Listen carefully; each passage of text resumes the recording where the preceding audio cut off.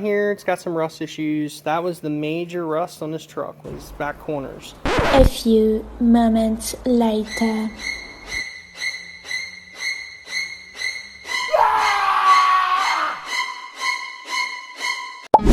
Hi, I'm Larry. This is our channel, Miller's Rods and Mods. I'm just your average guy that works on anything and everything, big or small. From custom fabrication to routine maintenance, we pretty much do everything here, all DIY. In the process, my family and I do our best to have a little fun. So follow along and enjoy. Alright, we gotta back up a little bit. I got the forklift running enough that we could pull the box off. It's still not perfect, but we'll work on that a little bit later. While I was doing that, Nicole got video of these two playing together. I'm not exactly sure what they were doing. Alright, so we got the box off of this thing, so now it's in the shop. And we have the opportunity, we're going to swap the axle at some point. Today I thought I'd just take a little break on the suspension work and just kind of clean up all the loose paint that's on the truck, on the body and stuff. Just get all that loose paint off, and then we can put some Bondo on, then we'll get back to the suspension. Let me flip the camera around here, I'll show you what we're doing. Alright, there it is with the box off. So I'm going to show you a few key points here. Down here it's got some rust issues. That was the major rust on this truck, was back corners. The other side is actually in better shape than this side, but we'll have to cut that out and put some new stuff in there, clean that up. But overall it's pretty good. Now the guy had put in some Bondo, and this might even been from Coca-Cola, I think, because when I was grinding the Bondo down there was red paint under here, so I don't even think it was the guy that painted this yellow.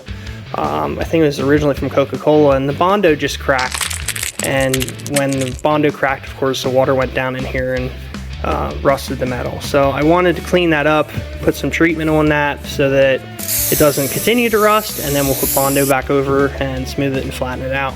So that's one area we did, and then basically the rest of it is just where the loose paint started to peel. So he had the emblem here, and he never took the emblem off. I'm gonna shave this, make it clean so that we don't have an emblem, make it look nice and slick. I don't want any emblems on this thing.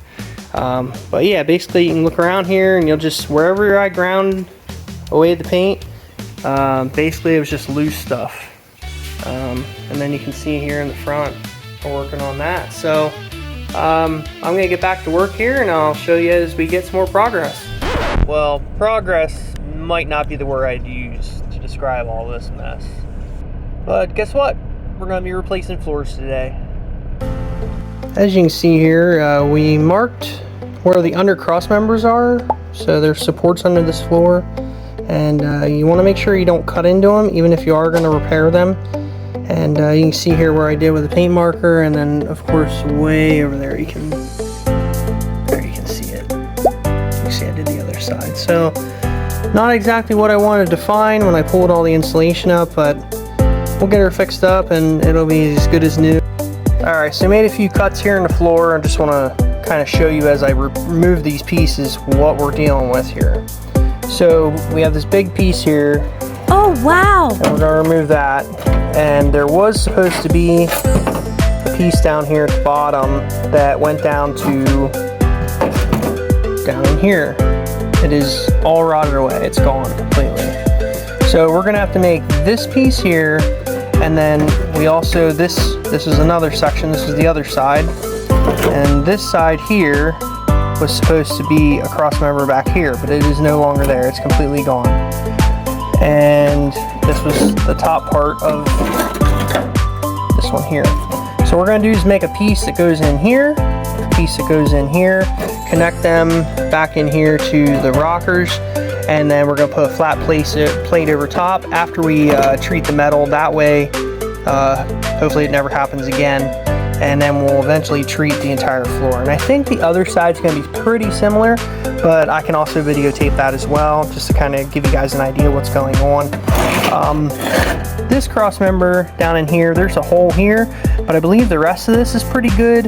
On the other side, I think that has more rot to it that we're going to have to address. Alright, we're starting to get this floor cleaned up. You can see all the paint being removed. And got most of the rust removed. Don't necessarily need to do that. I think with this paint that we're going to use, it's Eastwood's rust sealer, something like that. You can basically paint on the rust and it'll seal it so it doesn't rust again, or continue to rust, I should say.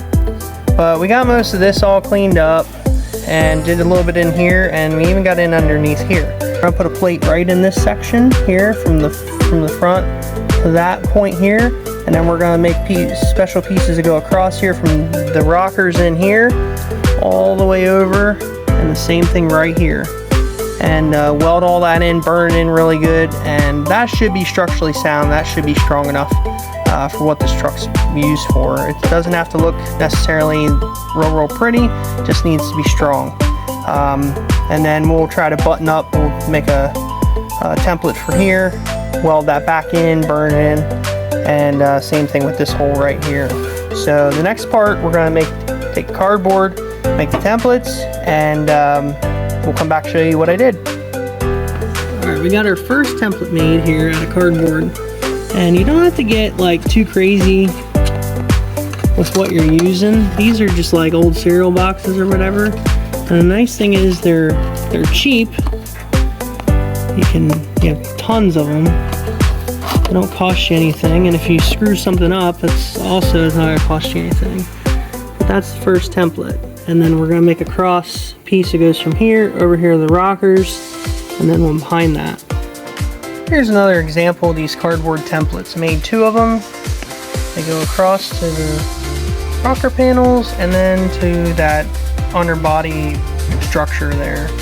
It's pretty simple. It's just do a test fit, cut it, test fit, trim a little here, test fit. And there you have it. You got those 2 pieces done, and if you look back in there, you can see that other piece. I think I'm gonna make one for right in there. I might even just connect this part to that part and just make it all one piece, and trim a little bit around the rockers there. But overall, I mean, that's pretty much all you gotta do. And then make a big square, put a bend in it at the edge there, and pretty much set to go. Alright, here's a better look of that piece right here. And we're probably gonna clamp this up against there, and clamp on this side to this side, and then tack weld that, put a nice bead around, and then we can also weld right in here in this corner, these corners here, and then over here on the rocker, back in there. We're gonna weld to this piece, and then of course the top of this will attach to the floor, and we'll spot weld that, drill some holes, spot weld that. But that'll be stronger than it ever was, and you better believe I don't think that's ever gonna rust out again. Now some people might question, now why would you use 1/8 inch plate? Because that's what I use for this floor. Very simple. It's a lot easier to weld it. You're not going to have as big a chance to burn through, and you can get real hot on the thick plate, and then that will, as you're making the puddle, it will fall down and it will melt into the thinner stuff without having as big a risk of it blowing a hole, because that metal still has impurities in it. It still has some kind of rust to it. But you can get a penetration there, but you can't just weld right on the rust, because it will blow right through. So the 1/8 inch plate helps out with being able to start your puddle on the 1/8 inch plate, working it a little bit over onto the dirtier metal, rustier metal, and getting good penetration. So that's why I use that. The other reason is it's not going to go anywhere. It's not going to rot out. Some of this metal is kind of thin in this truck. It's not horrible, but yeah, I don't want to do this again. All right, you can see here we got that other plate done. Past where all that rot was. But yeah, overall, now we just got burned in. We're gonna have to end up trimming like right in here because of this step that goes down in the floor. After all that, then we have to go over the other side. I want to mention, so you have these templates, all these templates that you made, and don't waste them. If you're doing more on one side, you can probably use them on the other side depending on how bad your floor is. Maybe it's just as good, maybe it's better, but make sure you keep these templates and use them for the other side. Alright, we got it all burned in there. I want to be clear, this is not the prettiest welding I've ever done. Not that it really matters because you're not even going to see it anyway. But it's tough to get comfortable when you're like hanging over a tire and a bunch of other things. But needless to say, it's burned in there and it should hold pretty strong. And that's all that matters. Now we got to do the other side. Here's just another view of all that welded in place. Well, we cut the bulk of the floor out here and it's not looking too good. The inner rocker's there. There's nothing left of that cross member right in that area. And this one over here, that's not looking too good. All the way back to where that cut line is. So kind of sucks because it's the driver's side, we got the pedals in the way. But we're just gonna keep on plugging away here. These here, they're air lines, so we gotta make sure we don't cut them, and if we need to, move them out of the way. Alright, as you can see now, we got most of that stuff cleaned out. And basically what's going on here is rodents made homes in here, and they had acorns and nuts and all kinds of stuff, and when that stuff composted, it basically made dirt and just sat in all this and made a mess. I mean, you couldn't even see the heads of these bolts, any of them, with as much crap that was in there. So we blew back in this area here and it just kept shooting nuts out. Gotta do some patchwork here, and then we're gonna make the channel here. We're gonna rebuild that. We're gonna cut this off about here, rebuild that whole channel, and then we'll rebuild the side here and then put a piece of floor in there. A lot more than the other side for sure. A lot more than I really wanted to deal with.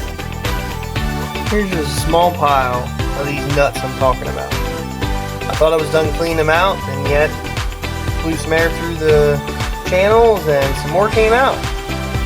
Whoa! You want an idea how many nuts are in the cab of this? That gives you kind of an idea. There's more around, but that's the bulk of them. Somebody had themselves a nice house in this thing at one time. Alright, I want to show you something kind of interesting here. So we have this long piece here. You know, obviously you can see it's rotted. This piece, this section here, I think it was pretty much missing. I don't know, I've done so much work on this thing I don't even remember, but this part here was low. It was not the same height as this, because this part here has the frame right underneath it to keep the body from moving. But this part here just goes to the back of the frame, and it's not supported by much of anything other than the cab floor. So this was sagging, and kind of an interesting thing you can do is you can take a set of nuts and a bolt, and you make yourself a little bit of a jack. As you can see here. There we go. So this is the bolt, and then this is the nut. Of course, I need another nut to make it long enough. And I just threaded this way down here, and then put it underneath, and then threaded it back up, and that picks the whole, you know, inner structure here up.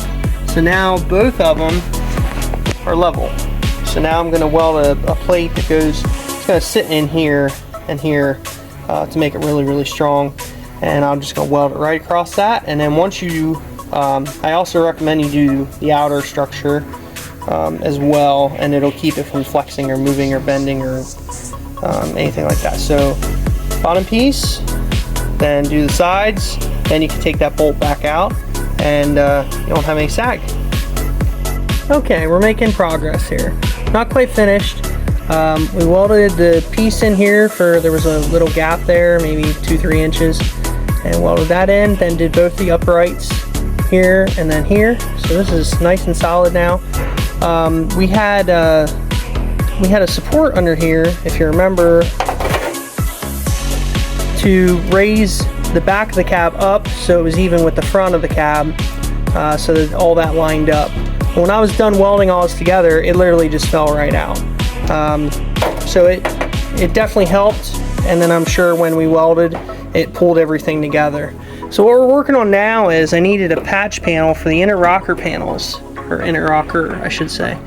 And we got this all burned in, but one thing I kind of wanted to point out is I could have taken a full sheet and then cut the pattern out, but I have a bunch of scrap stuff around. I want to use it up. So this was actually made out of 2 pieces, and I ground the weld here, mainly because you're going to see it down to about there, but here you can see my welds the whole way down.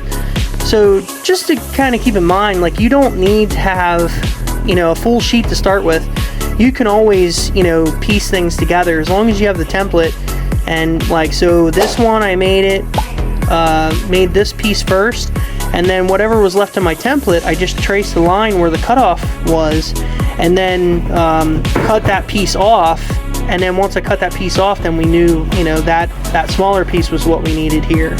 Alright, in these next couple photos you can see how I got started with the floor. I just simply took a piece of sheet metal and I bent it up at a 75-degree angle, pleat coated it in, and bent it over. Just hit it with a hammer a couple times. I also marked where I wanted to drill holes to make spot welds to secure the floor to the C-channel. And then I finally made the bigger piece with the same techniques. Finally, this floor is starting to take shape the way I want it to. We painted the outer sill here and the inside here. Anything that I couldn't reach after I put the floor pan in. We also painted the bottom side of the floor pan and all the inside structure in there. Then we also put a brace, goes from this corner all the way over to the channel that's right here. Earlier, this is part of the clutch bracket that holds the clutch shaft in place, and all these bolts snapped off, and we had to take that bracket off and re-drill the holes, put new nuts in there and weld them to the bracket. Yeah, it's starting to take shape. We're almost ready to weld this side in and just basically tack weld everything in place, and then we'll be done. We're starting to work on the other side.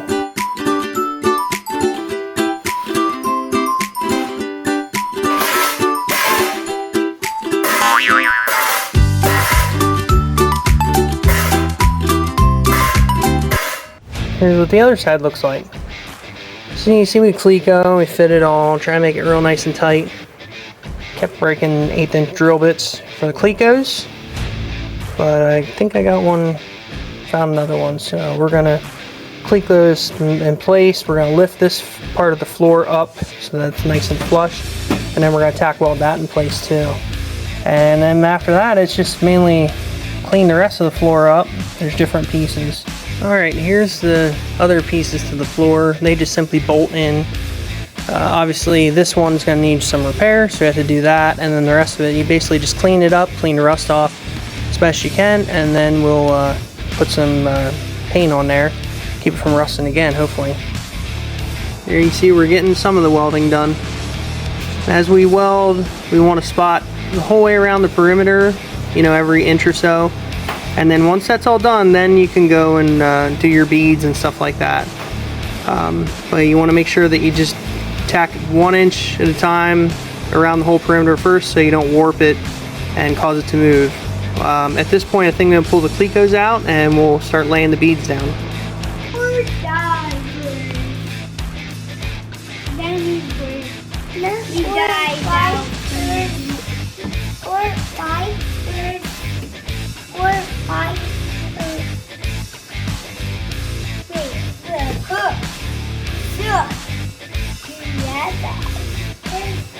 Alright, we finally got this patch welded in place and painted.